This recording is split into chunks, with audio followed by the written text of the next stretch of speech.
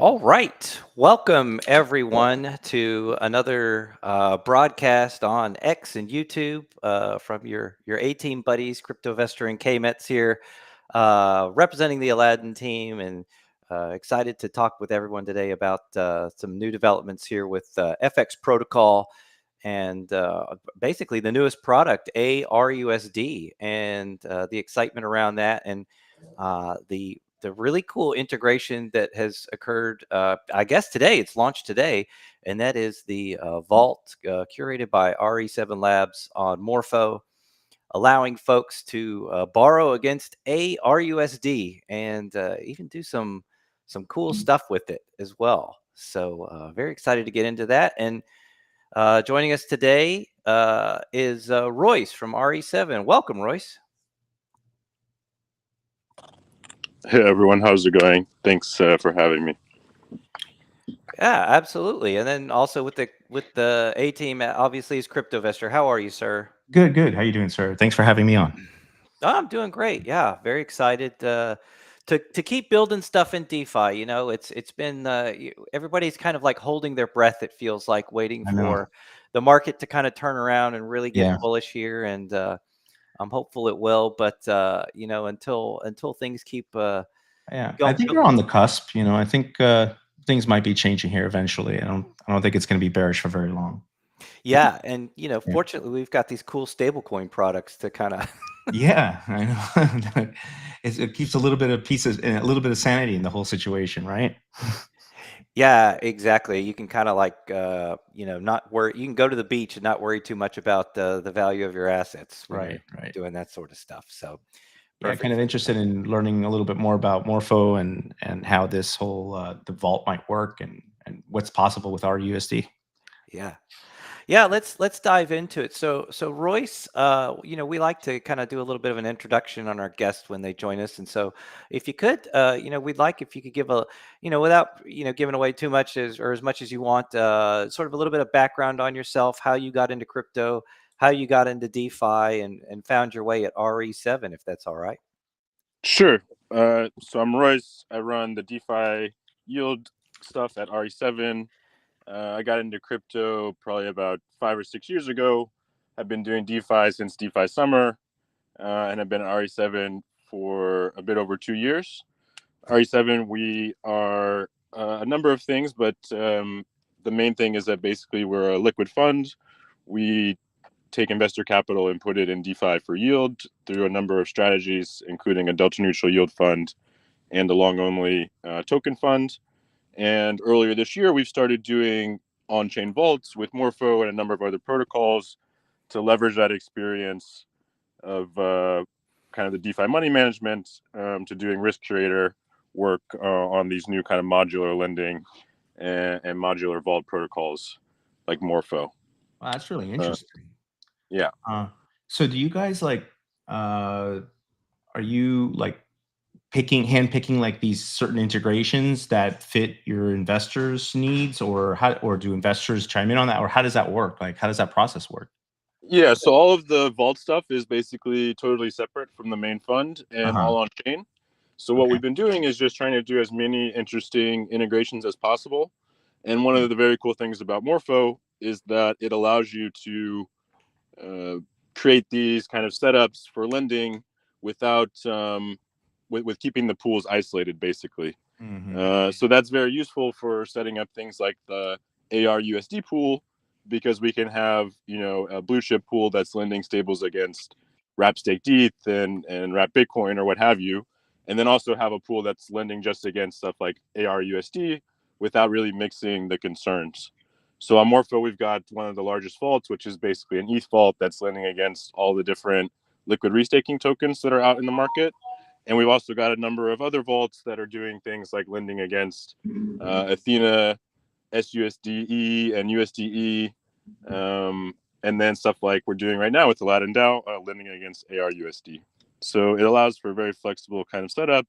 And our approach has just been to work with as many teams as possible, doing as many interesting things to show kind of the capabilities of the system. So yeah, that's how we think about it. Interesting. Interesting. Yeah, can you kind of talk a little bit about RE7 itself? How long has it been around, and is sort of curating these vaults, is that sort of like the main business for RE7, or kind of like what all services does RE7 offer? Yeah, so on the fund level, we've been around for a bit over 3 years. Everyone that kind of works here has been around for multiple cycles in crypto, doing basically DeFi strategy since DeFi was invented. And the kind of main business, right, is more like a hedge fund where we take stable coins and basically deploy it on chain for yield. We've been doing that, like I said, for 3 years, and then the vault stuff has been kind of a new activity that we've taken on this year on the back of our expertise doing DeFi yield strategies. So as you can imagine, a lot of the experience and kind of expertise of that is pretty transferable. Gotcha. Okay, and so um, what protocols are you guys like mostly interacting with? I mean, is it just Morpho, or is it all sorts of different protocols all over DeFi?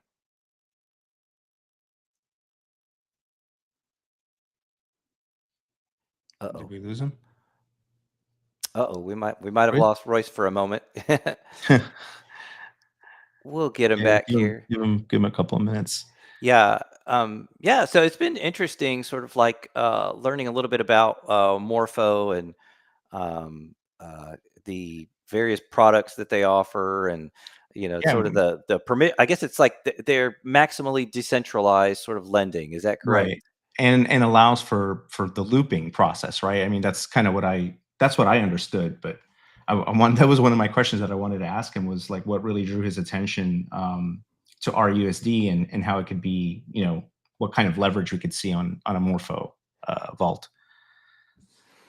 Yes. So I guess for RE7, then they do the curating for it, for the vault. And so I Right. guess maybe CryptoVestor, if you're a little bit kind of like familiar with sort of like how that interacts with Morpho, can you kind of explain for folks kind of like the ELI5 as to how that works for RE7 and their integration with Morpho? I'm not really that familiar with it, to be honest, Cayman. So that's why I came on because, I was kind of trying to get as much information from Royce about this. But my understanding is that, through the vault through the Morpho vault, once that's, got enough liquidity, they'll be able to do looping strategies with the points and with the yield. So very similar to Spectra, but I mean, Spectra is a little bit different in the sense that you're splitting the yield. But I think we got Royce back. Maybe he can Yeah. kind of chime in on that. But Royce, you there? Yeah, sorry, I think I got disconnected for a Yeah. second. We were just kind of chatting because we were trying to figure out like how the vault would be used and what type of strategy could be implemented using the Morpho vault. Yeah, so I think there's two different ways to use it. One is as a supplier, where you can basically take USDC, you can supply it into the Morpho vault. That's getting very generous FXN rewards right now, Right. given by the team that are going to be running for a bit of time, I believe. And you also get the native yield from people that are basically borrowing, just like any other lending protocol. So that's one side, is you can deposit USDC, get yield, get tokens, Right. get Morpho tokens as well. So that's pretty attractive. And So then the providing the other thing that liquidity you to can the vault, number one, right? exactly, Okay. yeah, exactly, which goes in and allows people to borrow against arUSD. So that's the other strategy that you can do, Right. which is essentially take your arUSD and borrow USDC against it, Hmm. um, in order to do anything, right? You can use it and use the USDC in other DeFi protocols. You can use it to do like a leverage looping strategy where you're getting kind of more arUSD yield than you're paying in the borrow rates. Very typical DeFi strategy. So anyway, it's just like a typical lending market. And the cool thing is it's totally isolated. So you're just kind of lending against arUSD on the supply side, and you're just borrowing, with that asset, if you want, through the Morpho interface. So two different sides, two different kind of strategies, both potentially pretty good yield for for users. Yeah, I mean, I guess the big draw here would be obviously the leverage looping side of the things. I assume that's what, you know, I assume that's the big draw here for an integration with Morpho and with arUSD. That's how I'm seeing it. Yeah, I think so. Like, you can imagine if, you know, your bar rate is 1% and you're getting whatever 5% or something on arUSD, then that's pretty attractive to be able to lever up. Right. And that's exactly what people are doing on a bunch of other Morpho markets. And obviously throughout DeFi in general, this is a very kind of typical DeFi strategy to play the yield rates. Are you guys planning on using or providing this to investors, or is it not going to be used for the investors? Well, it's a Morpho market, right? So Right. basically anybody can come and deposit. It's not just our capital by any means within the Morpho vaults that we run. It's, Right. you know, anybody in DeFi. And so, yeah, basically anybody can come and borrow. Anybody can come and supply. They're totally open, non-custodial vaults, just like any other DeFi product. Very cool. Very cool. Yeah, and so I'm just gonna share this here real quick. We've got just one moment. We've got the tweet that we sent out this morning from the FX account that kind of walks folks through sort of like what's possible with this, and highlighted here is, of course, arUSD has its own native yield, and by utilizing that looping strategy that you were talking about, CryptoVestor, up to 7 times you can get. It looks like here, and these are just insane numbers, obviously, not financial advice, of course, but you're looking at like 82% yield by utilizing that strategy. And then, of course, because arUSD has the points that folks can capitalize on, you have like 42x on the etherfi, 16x on Eigenlayer, and then a whopping 24x on the native FX points. So that's sort of one of the benefits of utilizing arUSD is not only does it have like that really good sort of native yield uh that's denominated in USD stables, but you also get like all these other point rewards. integrations as well. And so this is really something that's only accomplishable via this leverage looping. So I'm very fascinated by sort of like the ability to, I guess, like ramp up things, like and how the leverage can be utilized that way. I guess, Royce, can you talk about like for RE7, when you guys sort of like go through the process of looking at assets and creating vaults? What do you guys use? What are some like metrics you guys use for kind of like determining like what are good assets and what constitutes creating a vault and that you guys want to curate? Yeah, I think the main thing that we look at is demand and also how interesting kind of the strategy can be. So with arUSD, I think it's quite interesting because FX protocol is quite big. There's a very high yield and also the various kinds of points that you can get from holding arUSD. And that means that borrow demand for that asset can be very high because people can come and borrow and loop and get very high yields.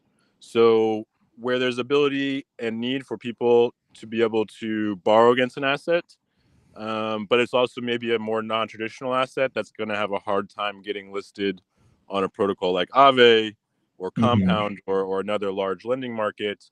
That's where Morpho really shines because you can create these isolated markets, isolated vault setups, and really just focus on a single or a set of specific assets. So that's what we're doing with the FX USDC vault, is that will just be lending against FX protocol kind of ecosystem assets, starting with arUSD, and it doesn't need to connect or link up with any of the other markets that are on Morpho. It's a totally isolated pool. On our other vaults, it's pretty typical stuff, understanding the liquidity profile of the asset, how much demand there's going to be from users to kind of borrow with it, whether it's sort of a safe asset to lend against. But the very cool thing about Morpho is that you can have, you know, these kind of large vaults like the ETH vault that lend against a lot of well-known assets, but you can also create smaller vaults or isolated ones like FXUSDC that's just for specific assets that maybe you want to keep separate or allow people to do without linking them up with the main pools. I had a quick question. How much of the points narrative is playing into some of these different vaults that you're working on? Is that still, is that still a big part of the volume that you guys are seeing and the demand? Is it still driven by points in general, or are you seeing something else now? Well, I think it's a mix of things. I think that points is obviously driving a lot of it, and that's throughout DeFi as a whole, not just on our vaults. Right. The narrative and kind of the meta, I guess, has shifted from the farming a pool two kind of style of the early DeFi days to doing more of these points based airdrops, more retroactive type airdrops. Yeah. So that's where most of the yield is coming from these days, I would say. Right. But when you look at stuff like arUSD or on the ETH vault, these assets still have native yield, which means that even after points are finished or the airdrop is done, we can still expect that people are going to want to borrow against these and lever up. So the same way that, Lido isn't giving a bunch of points for holding staked ETH anymore, but lots of people still go and do leverage loops with staked ETH versus ETH because you get an enhanced yield by borrowing ETH less than you're getting from the native staking yield. So over the long term, there'll still be, we think, high demand to use these assets that have yield in DeFi and in lending protocols like Morpho. Obviously, points is juicing that yield now, but even on the long term, we expect that people are still going to want to borrow against these, and Morpho makes it very easy to set up pools like this for any new asset that is interesting, right? Whether it's points or native yield, what have you. Yeah, that makes a lot of sense. I mean, that's obviously something. That's the way I've been thinking about it too. I mean, yeah, it's a narrative. Points definitely a narrative, but real yield is going to be important. And I think as time passes, more and more people will figure that out. And arUSD has that advantage that it's still, it's obviously got the underlying ETH staking yield, and it also has FXN emissions. So you're already getting a natural yield, and then that can obviously be looped. And then the FX points are redeemable for more FXN, which currently trades and has a value. So now I'm thinking, things like this will eventually do really, really well. And of course, you have the added benefit that you're earning the ether layer, the etherfi and the Eigenlayer points as well. So it's a blend, I think, here in this case. Yeah, and additionally here, as I look at the page, it appears that like the vault itself, utilizing the vault itself, has been incentivized. So obviously, as you can see, like there's a rate of 1.18% native to the vault. But additionally, as Royce pointed out earlier, FX protocol has also incentivized the use of it by with the FXN rewards as well. And then on top of that, there's even Morpho tokens itself. So, Royce, is that it? Like in terms of creating these vaults, what exactly is the role of RE7, and how do you guys basically create revenue from creating these vaults? Yeah, so Morpho is a pretty interesting system in that basically anybody can come and be a risk curator and spin up a vault. We've been working with a number of projects like Aladdin DAO and FX Protocol to spin up specific vaults, as well as do vaults like the ETH vault that is lending against a number of different assets like all the LRTs and LSTs that are in the market. And there's a performance fee that's kind of associated with a cut, just like on Aave or Compound, essentially a reserve factor fee that gets paid out of the interest earned, and that's kind of like the way to monetize a vault.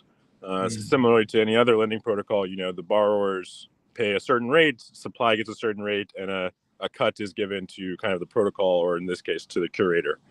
And then our work is really about adding and monitoring the assets on any specific vault, doing rebalancing activities, so basically moving assets between various markets that are on one vault so that the borrow rates stay reasonable and there's always liquidity available for any specific asset. And then working with protocols to basically onboard them and onboard their assets to any of the vaults that are kind of relevant to them. And so, like I said, on the ETH vault, we've got the largest ETH vault. I think there's a bit over 13,000 ETH that's being kind of deposited and deployed into various LRT markets. And then there's a bunch of other vaults that are doing various things, from the arUSD one, a set of stablecoin vaults that are lending against the Athena assets, the Angle RE7 USDA vault that has the ability to lend to PT token markets. So there's a lot of various different flavors or strategies that are enabled. And yeah, we have a kind of pretty wide net. Oh, lost him. Yeah, well, it sounds like RE7, basically their job is to make sure that the markets are functional, Yeah, and working correctly, and that basically it makes for, I feels guess, like a market maker almost. yeah, I was thinking that. That's exactly what it sounds like. Making just for making sure there's liquidity available for people to borrow, and then B, exit if needed, if they're supplying USDC or what have you for any of the markets. And so it looks like, as he mentioned, there's a performance fee of 10%, which I guess is collected off of the interest from the vault, and that goes to RE7. So that's interesting too, that it goes to the curator, right? Mm-hmm. I guess a piece goes to the protocol and maybe a piece goes to the curator, but I'm not exactly sure about that. But that's a really interesting model, because then it incentivizes other people to create these markets. Yeah, exactly. Well, and just the incredible amount of incentives as well to participate in this as well. So I'm guessing so Royce, in terms of like these incentives that are placed in the vault, is are these things that you guys advise protocols on in terms of like how much to incentivize, or do you guys kind of leave that up to the individual protocols? Well, of course, it's up to the individual protocol. We give some recommendations. It really just comes down to being able to bootstrap initial supply.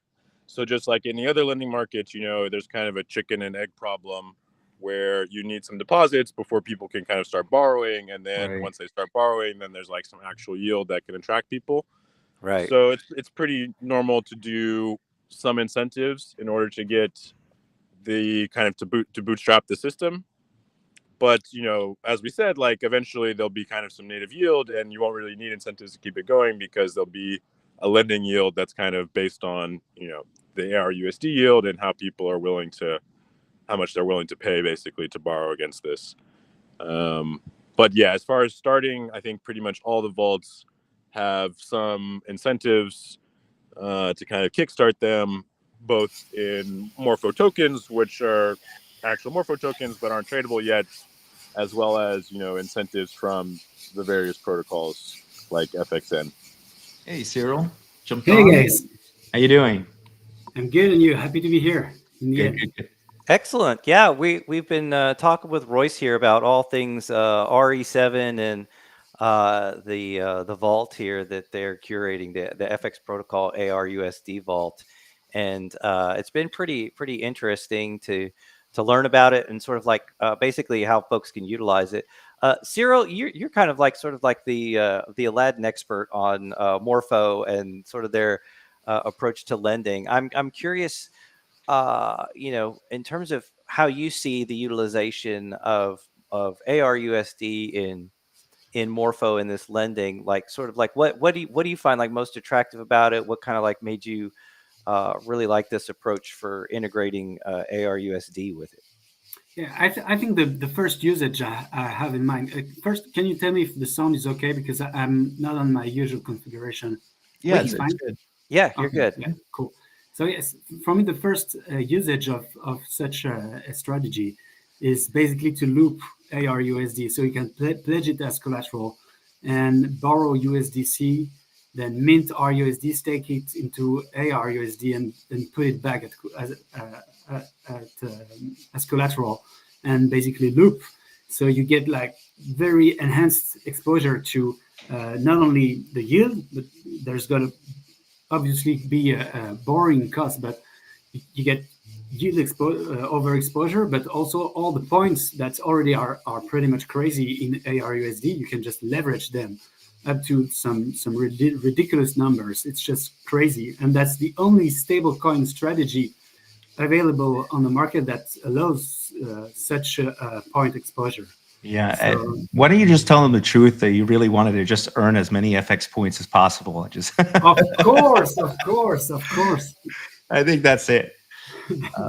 No, I think not only FX points, obviously the etherfi points Sure. and Eigenlayer points as well. Yeah, of course. Yeah, and I think you're right. I think it's one of the only places besides like Spectra, which we just launched with, that you in a stable situation you can earn that many points.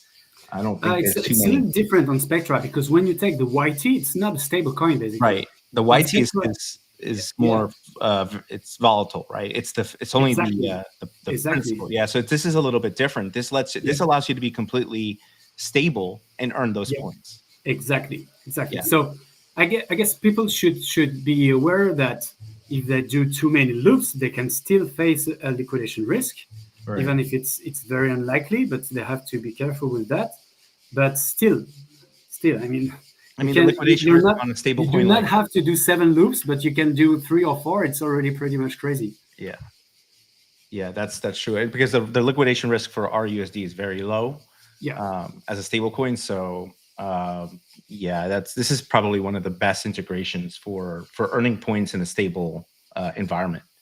Yeah, that's crazy. I mean, Paul, who wrote the thread, made calculations of the point leverage you can get with the stable coins. It's just insane. Yeah, KMS was just showing that. I think it was like 47x on it was crazy.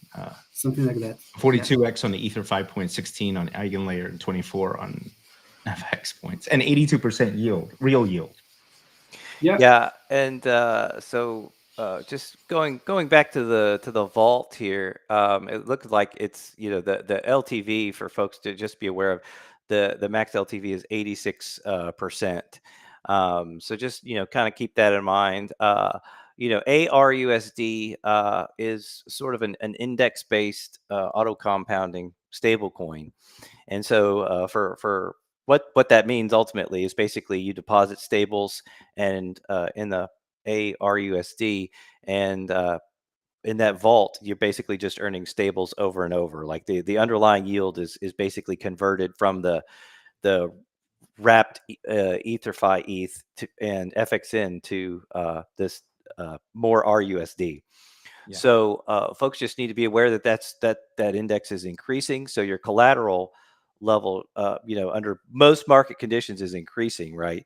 It would only be under very extreme circumstances that the stability pool, has a redemption, and that would cause, sort of a temporary loss in value. But ultimately, arUSD is it's not really pegged to the dollar because it keeps going up in value under normal circumstances. So that's one of the coolest things I think about in DeFi is just sort of like this ability to just sort of like collateralize these assets that can just kind of go up in value. And so and as we've talked about, like not only are you getting the points and the yield, but there's also these additional rates and rewards here that are shown with like the FXN and the Morpho tokens as well. So yeah, it's pretty crazy. So right now there's a 90% APY for supplying, right? For USDC. That's crazy. it. Plus Morpho tokens, which are not transferable yet. So it's hard to know the value, but you're also farming Morpho. Yeah, so participants can basically borrow against that and then loop it and buy more rUSD. So that's the idea there. That's pretty impressive. It's really cool. Can't wait to see it in practice. I mean, I know it just launched this morning, so we're gonna have to give it a little time, but I'm sure participants will come in. I am not worried about that because I mean, like USDC suppliers, people who may not know about arUSD and don't want to DYOR arUSD can just pledge USDC, and that's probably the best yield on the whole Morpho platform at the moment in USDC. Yeah. So they can just pledge USDC. They don't have to worry about liquidation, because when you lend on a Morpho market, the risk there is for the collateral to not be liquidated in case of liquidation. But here, arUSD is as liquid as wrapped ETH, so it can always be redeemed for wrapped ETH, and it's very liquid. So there's definitely going to be liquidation if anything's ever happens. So lending USDC on that market it's very kind of a, in my opinion, just always want to say it's that safe. before, it's pretty safe. Yeah, it's There's pretty safe. not much risk. So getting like 91% APR plus Morpho tokens on USDC, there's definitely a liquidity. I see what you're saying. So the point is, if there ever was a liquidation, because the stablecoin is always redeemable, then there's very, very little risk. First of all, you'd have to have a major cascade or liquidation event for that to even happen. But even if it did happen, you could always sell. It's not like there would be no liquidity in a curve pool or something.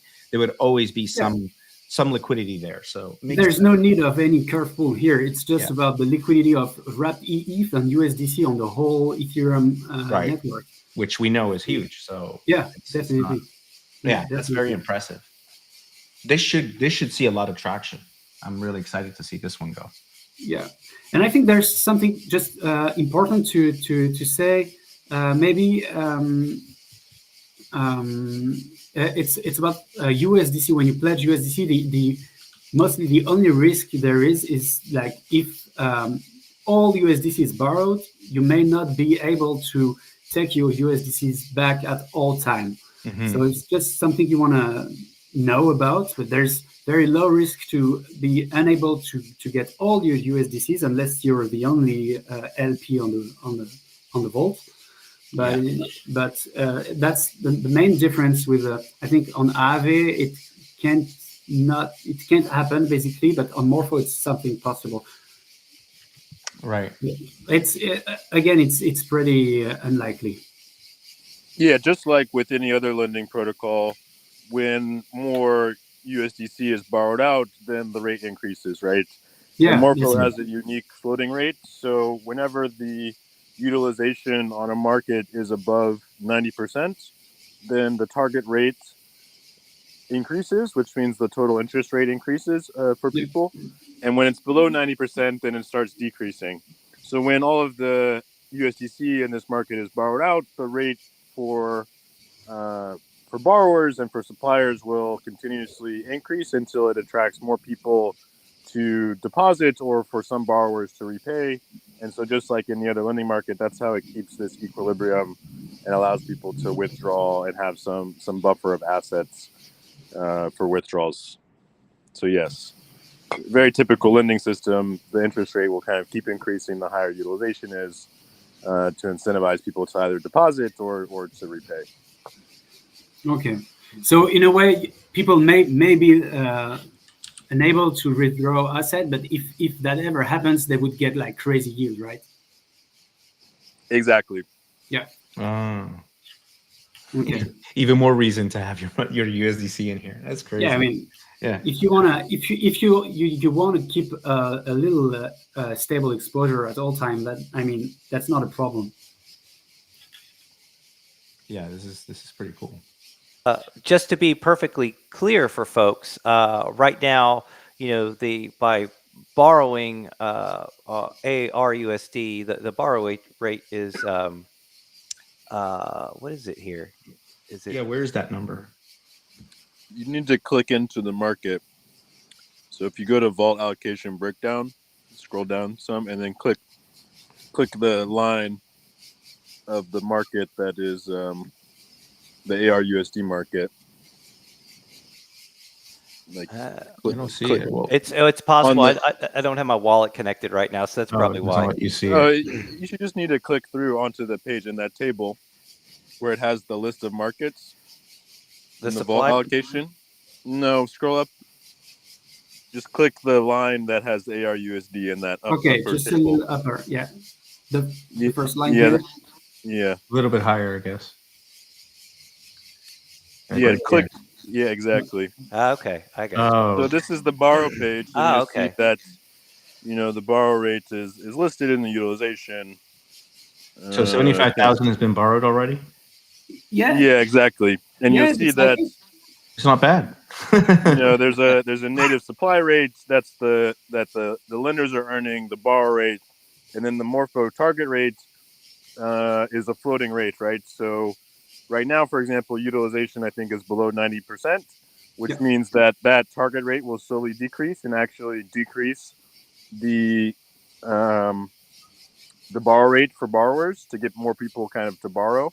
And then if it's above 90%, then it will start increasing. And so you'll see that rate change over time. And just like any other lending protocol, you have this kind of, kink rate where it gets much more expensive to borrow the more utilized the market is. Very cool. Wow. This is so cool. Yeah. But what it also means is that you can be Luper's dream here. you can know quite well what your rates are going to be over time. Because as long as that market is below 90%, the borrow rate's never going to increase past the target rate. It's only when it's above 90% that it starts increasing, and it's a relatively smooth increase. So what happens is at 100% utilization, the target rate will double in 1 week, which means that even if it's 100% utilized, you can kind of know ahead of time what those rates are going to be, and people can always repay, bringing it back down to 90% or lower, and lock in that target rate that won't move at that point, right? So some savvy users on other markets have been using this mechanism to kind of keep their borrower rates attractive. And it's very useful for people that are borrowing because you can kind of have some expectation about what the rates are going to be long term. So what is the target rate on this one right now? Can you scroll up a little bit, K-Mets? I don't see the target rate. Is it? It's that third blue number. Oh, the 3.21? Yeah, exactly. Does that mean it won't go higher than that? So at 90% utilization, it will be 3.21. And above that, it'll be, it'll go, I think at 100%, it will be 4x the target rate. So it'll be like 12 or 13. Right. Right. And then when it's above 90% utilization, that target rate will start increasing. So over time, it might go to like 5%, which means that, at higher utilization, the 100% might be like 20% borrow rate or something like this. But you get the idea, right? Like it's a floating rate versus a set rate. Yeah, but if it's kept under 90% threshold, then the rates can be controlled, right? We could do that even by incentivizing the pool, right? Exactly. By people repaying or people supplying in order to keep. That's what we've seen a lot of people do on the other markets, is that when borrow rates start to go higher than people want, a few people repay, it'll go back to 90%, and then that target rate will stop increasing, right, and stay static or even decrease. So you have a good steady rate there. Even though it's floating, it's pretty reliable. Yeah, and you can go look at the history on some of the other markets and see how it's been pretty steady, even for markets that have a lot of demand like the LRTs. So this is a unique part of the Morpho system, and is their interest rate mechanism, and it's an interesting component, I think, both for suppliers and borrowers. Yeah, definitely. In the meantime, there's something interesting to notice here is that arUSD is giving something like 16% APR just by holding it. So your collateral is giving you 16% APR plus like these crazy points we talked about earlier. And you can borrow for like 2% something. Yeah. Is that correct? Like 221. A net of like 14%. So at the moment, the loop strategy is very, very... it works. Yeah, it works. Yeah, thanks. Yeah, it works very well. Yeah. So, yeah, I think on the tweet it was like 80-something%, but that was minus the interest scores. But even if you have interest expense of like 20 points, or whatever that number, actually, you still have a pretty healthy yield, real yield.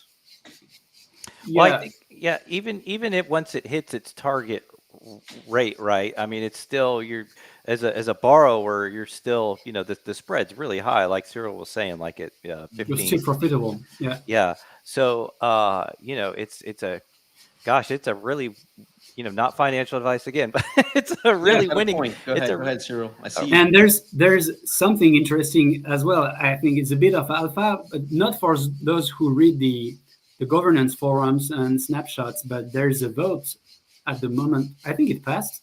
Not sure. That will basically rebalance the proportion of FXN between the two etherfi stability pools. Yes. So arUSD's yield is Gonna go going to higher. increase very soon, like Yeah. significantly. It's going to allow for this to be even more juiced. Exactly. So I expect this vault to go crazy. And that's really cool. Yeah. Exciting stuff in DeFi. That's for sure. Yeah, it is, and just the mechanism itself, the ability to borrow against it. I'll be interested to see, once this is around enough and there's enough liquidity and people really get the hang of it. This is like an excellent strategy, not just for users but for protocols as well. If they have a treasury and want to take advantage of of some sort of a vault like this while kind of waiting for the market to put the spurs to her and start running up. So it's I think we're going to see a lot more of things like this, and arUSD is just one of the just sort of the beginning of things, and just sort of shows you the potential of like what's possible, not just with this, but like even like if FXUSD, whenever that one gets a auto compounding version as well, and any other, I mean, you name it, the sky's the limit, really. Yeah, exactly. And that's a Morpho RE7, but FX protocol vault that takes USDC as a lending asset, and that can take other collaterals as well to borrow USDC. And we don't. I mean, we also have very interesting collaterals with FX protocols, such as let's say X tokens, for instance. That's going to be crazy. Don't even. Yeah, as you can see, like the amount of arUSD has like shot up, as I think people are waiting for liquidity to come online and make it more possible to borrow that. So I think it's going to be pretty exciting. In fact, let's go to the earn page here, and you can see on arUSD that 14%. it's earning 14.76, and then like just natively it's 6x etherfi and 2x Eigenlayer. So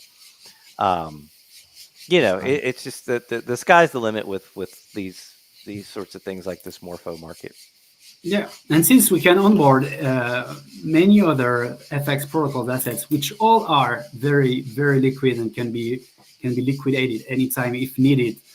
I mean, USDC pledge to the Morpho vault are pretty sure they'll have very nice yield, because we have very interesting collaterals to add to the vault and create demand for borrowing USDC.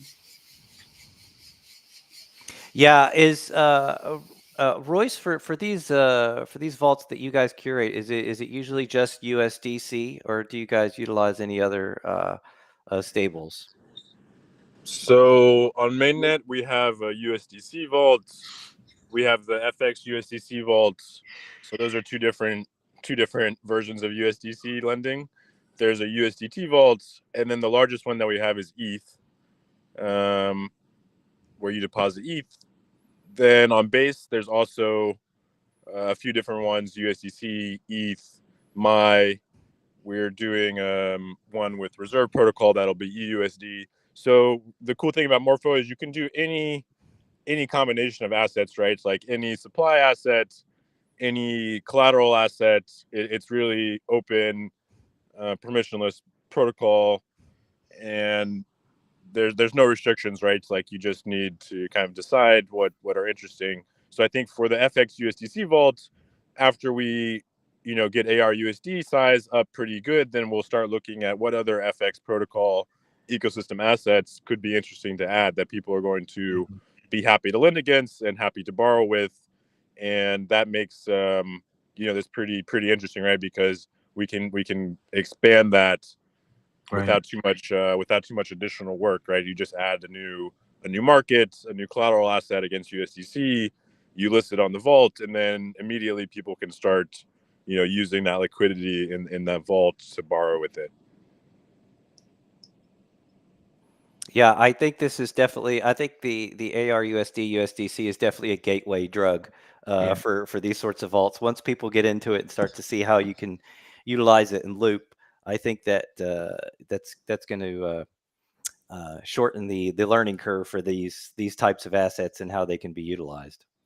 So, and the good thing is that many protocols basically automate that, and I wouldn't be surprised if some start doing so with that strategy pretty soon. That's what I was thinking too. I wonder if someone would create a vault that would do this strategy. I mean, it just makes sense. There's a number of integrated protocols that are doing this on Morpho, where you can do kind of the one-click looping at a certain leverage. So who's off doing the that top currently? of my head, there's Origami from the Temple DAO team. There's Contango. There's Summerfi. So there's you can do it manually, of course, by just kind of doing the transactions, or you can go to one of these other protocols where they will kind of put the position on for you in one click. And I know some of them, like Contango, also have their own points and rewards programs, right? So you can even stack even more potential yields and rewards by going and doing it on one of these integrator protocols like Contango, on top of the yield that you're getting, right, from the Morpho system and from FXN rewards and from the native yield. No wonder Cyril's been so excited about Contango. That's next, right? Now I get it. When Contango. he acts like he's a stablecoin maximalist, but I think he's a degen at heart. He's just making products he wants to use. Exactly, man, and that's the best products. Yeah, it makes sense. When you build something you want to use, I mean, yeah, that's obvious. Sure. But I don't know about Contango. Maybe soon. Just watch it. But I just had a very interesting news from also very innovative protocol called Superform, and they just told me that the arUSD USDC vault on Morpho was listed on Superform, and you'll hear about it more in the coming weeks. But Superform basically allows users from any chain to deposit USDC into the vault right now. So it's already live. I just using like a DEX. The message. Sorry, like a DEX, like some kind of with a bridge. It's kind of using the Li-Fi bridge aggregator technology to pledge USDC to a mainnet vault, which is the arUSD USDC Morpho vault. So like let's say you have USDC on Arbitrum, for instance, or whatever token on Arbitrum, and you want to pledge to USDC to the mainnet vault, you can just go to Superform and you'll see the vault. It's already live, and you can crazy. Basically, get that 95% APR and Morpho rewards from Arbitrum directly. You guys realize how much we're building here right now? Like how crazy this is getting? Like it's one thing on top of another. It's unbelievable. Oh yeah, that's money Lego, but I love it. I mean, so you can even swap other assets too, like ETH or other things from Arbitrum directly into the vault. Yeah, Li-Fi will be like the DEX and bridge aggregator, and it will pledge liquidity to USDC, like swap either on Arbitrum or on mainnet, depending on where it's the most profitable, and put USDC into the vault directly. So anyone, anywhere can pretty much get to this vault. That's it. It's not yet ready for using arUSD as collateral, but it's soon, friend. Yeah, I think that's going to be one of the big new narratives, probably. In 2025 is going to be. It doesn't matter what chain you on or where you're at, but there will be like these protocols that'll basically be providing sort of like liquidity incentives, like cross chain. Yeah. And I think that's going to be a big narrative, and especially for like new users that get onboarded. It's just, your wallet will connect to DeFi, and there won't be a chain or anything, and it'll just go to where where the liquidity is, right? So Right. be interesting to see that all develop. Well, Royce, man, we're kind of winding down here at the bottom of the hour, but we've really enjoyed having you on. You've been a fantastic guest explaining sort of RE7 and the services they're providing for curating the vault on Morpho. And man, I think the three of us are definitely bullish on this and are excited to spread the word, and hopefully our listeners will as well. Royce, is there anything that you'd like to tell folks that's coming up, or that they need to keep their eyes peeled, or that you'd like for them to keep their ears open for, that's coming up with RE7? No, I think it's quite good. Thanks for having me today, guys. Yeah, very fun to talk about the different strategies and what you can do. I think users should definitely keep an eye on Morpho. We're adding, new vaults, new markets, new, enabling new strategies for folks in DeFi with a large variety of assets. So every week there's new stuff coming out on Morpho. Follow us on Twitter. It's at RE7 Capital. Come and check out the Morpho vault pages, check out the yields. I think they're quite attractive, and keep an eye because it's not a very static system. There's always new stuff coming. So definitely, people that have various assets should take a look at it. And I expect that, we'll be adding some cool stuff to the FX USDC vault very, very soon as well. So definitely keep checking that page. Yeah, this is so cool. Thanks for joining and explaining this to us. I'm going to start tweeting a little bit more about this now that I understand it a little better. But yeah, this is totally a perfect fit for RUSD. Really happy. Yeah, thank you very much, Royce, for first trusting us and building this vault together.